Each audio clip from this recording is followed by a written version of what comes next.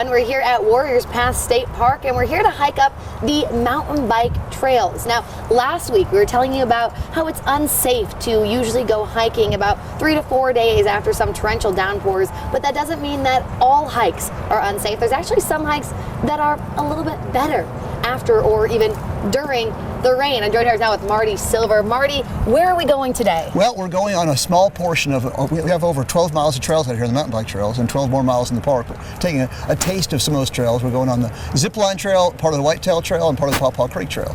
About how long is this hike going to be? A mile, mile and a half, somewhere in that vicinity. Okay, not too bad. Lead the way. All right, let's go.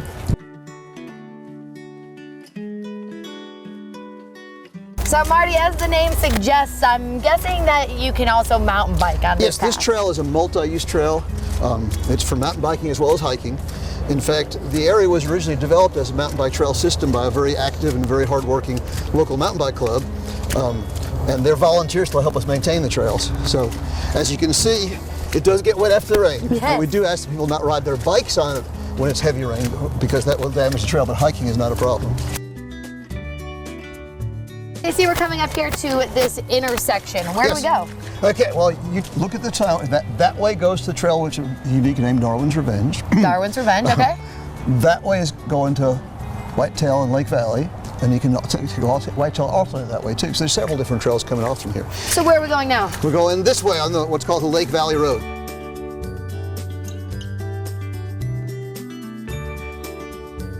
One thing that's really important to remember when you are hiking in these areas, especially after heavy rainfall, is sometimes the creeks are, well, running into the paths themselves. So you get a lot of water flow where you wouldn't usually. So as Marty was saying, it's really important to have those trail maps, because sometimes the trails are, well, not what they always appear to be.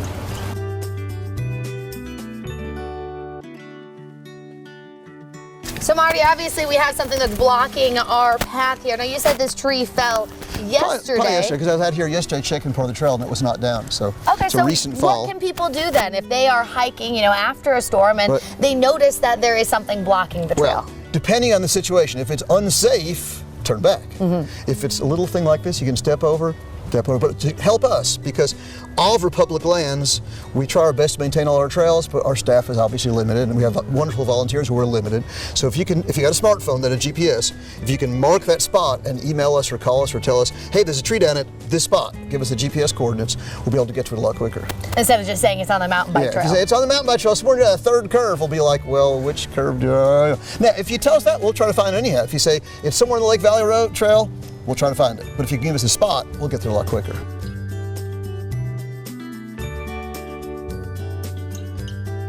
We can go straight right here, correct, or off to the right, it veers off into two different trails. Correct.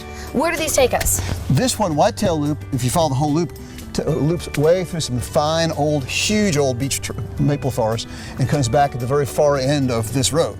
And then joins another one called Rock City. And then zipline goes back to where we came from. They call it zipline. There's not a zipline out there, but when you're riding it, a lot of the names are based on what the mountain bikers experience. And they say riding that is like riding a zipline. Go wee like that. So that's why they call it zipline. Interesting.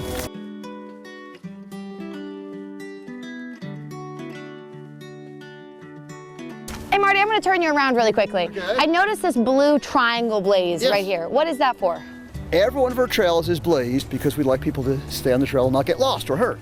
And we use different colors and different shapes. Now on our just hiking trails, the ones that are not mountain bike trails, the color of the blaze is the same as the color of the trail on the map. So like if you're walking and you look at your map and the map shows a white dotted line, you'll see white blazes. The mountain bike trails, because there's so many different trails, it gets too complicated. We color and shape code them, and there's a chart you can get at the start of the trail that shows which one is which one. So the blue triangle is the Whitetail Trail.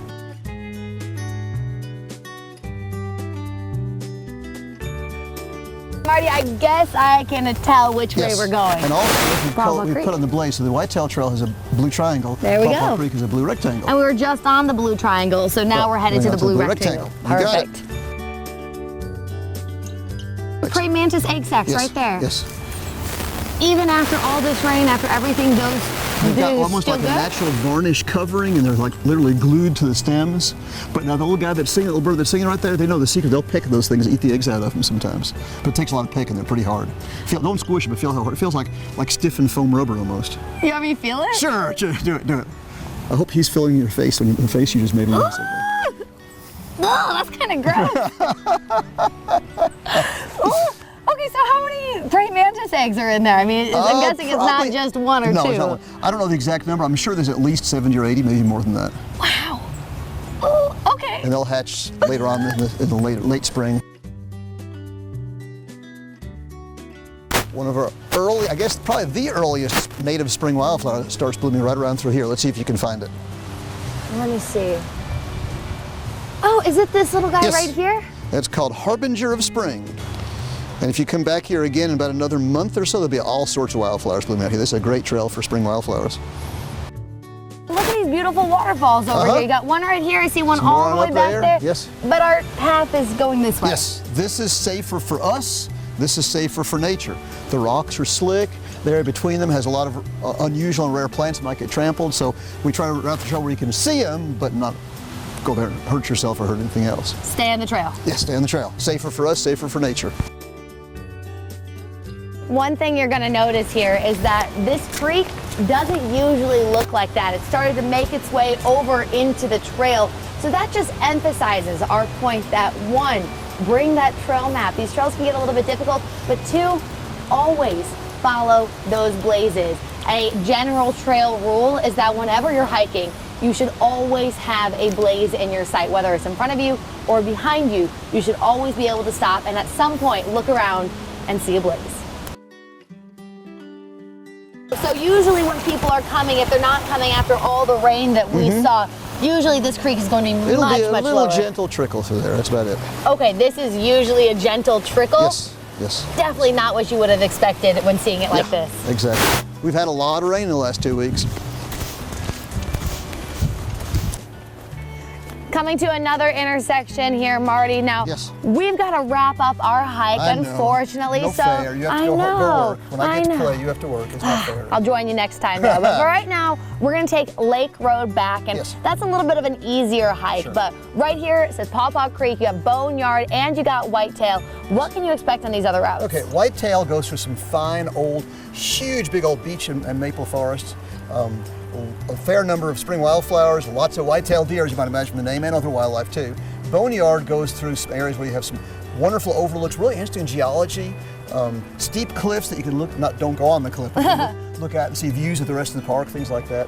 And there's other trails. There's one called Rock City that bikers love because you get to jump over a lot of rocks and things. There's lots more trails back in there. Now, could you keep going this way? This is the rest of Paw Paw Creek. This makes a loop and comes back to where we were before, and then you can join back with the Whitetail again that way. Now, are any of these creeks something that you wouldn't recommend doing after all the rain? In the entire park or here? Here, out of these ones that we just talked about. No, like I said, you see this one, even though it's high, it's not covering the trail here. And this is probably the fastest flowing creek in this section. There is one other creek that's further down that way on Boneyard and Port of Darwin's Range, but there's bridges over that one.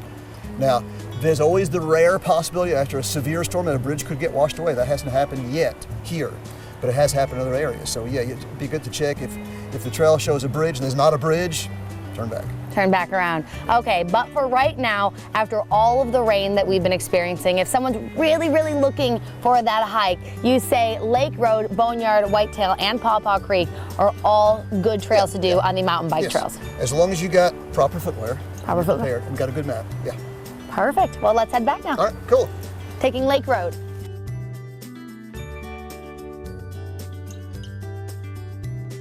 Once again, coming to another intersection here, Marty. All right, should I give you a test? Which way do you think we need to go to get back? Okay, I've got an awful sense of direction, but that way says you're going to Boneyard, so I'm going to guess we maybe head back uphill? Yes, you passed the test. Back uphill we go. If you're ever confused, what do? Look at your map. I see we're here at the point where we originally decided to go up to the Paw Paw Creek Trail. Correct.